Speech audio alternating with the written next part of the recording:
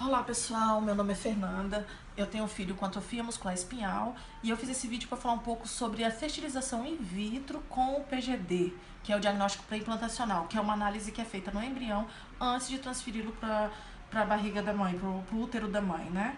Resolvi fazer esse vídeo porque quando eu precisei do tratamento, busquei na internet, busquei tudo, não tive muitas informações, então espero poder ajudar.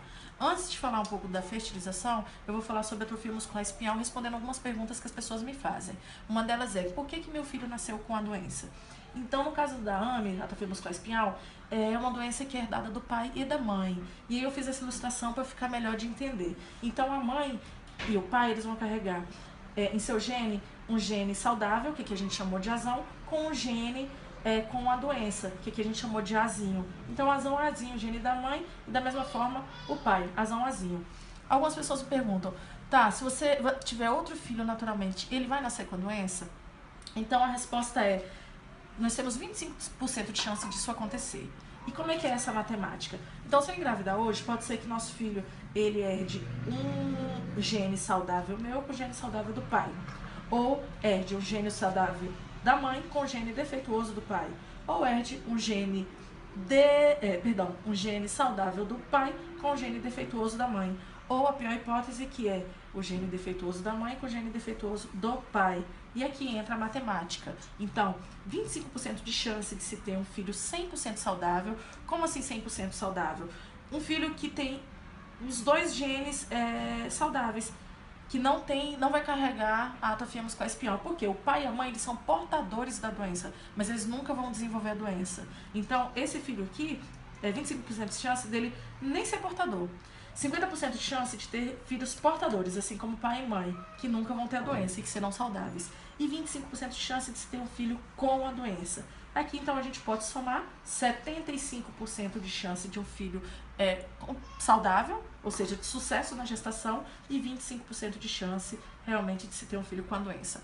Olhando assim, muitas pessoas acham a probabilidade pouca, mas não é, tanto que a gente conhece várias famílias que tem mais de um portador da doença, mais de um afetado da doença na sua família, tá?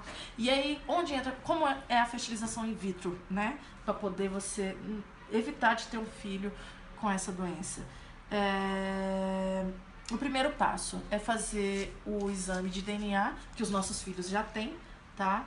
Aquele exame que demora um mês para ficar pronto. Então, pai e mãe vão ter que fazer esse exame. Feito esse exame, ele é mandado lá pro laboratório. O laboratório manda pra gente... inclusive o exame do nosso filho também com a doença é mandado. Então, tipo, o exame do pai, mãe e da criança.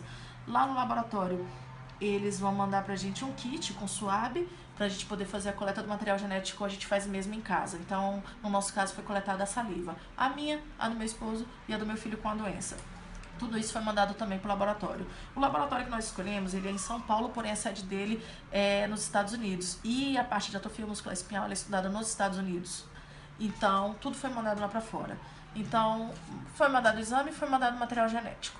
Depois de alguns 15 a 20 dias, saiu o resultado. Eles fizeram lá um mapeamento genético que fica lá com eles. E daí, quando sair esse resultado, é que a gente começa a fazer o tratamento de fertilização propriamente dito.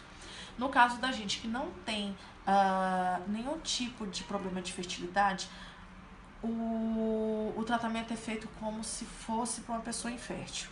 Então, a gente vai tomar um monte de hormônio. Por quê? Porque a mulher, por mês, ela libera um óvulo só. Só que ali, junto com esse óvulo, a gente tem um monte de óvulo adormecido, que nunca vai se desenvolver. Então, se toma aquele monte de hormônio para desenvolver esse monte de óvulo para viabilizar a fertilização.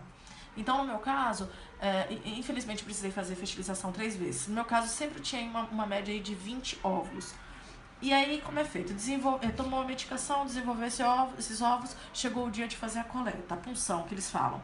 Essa punção ela é feita em centro cirúrgico, sob sedação.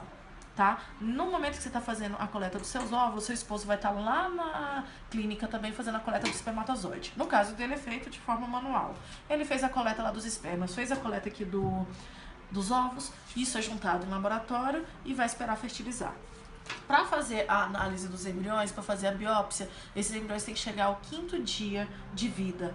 Então você pensa assim, caramba, 20 embriões, eu pensei a mesma coisa, 20 embriões, o que eu vou fazer com tanto embrião?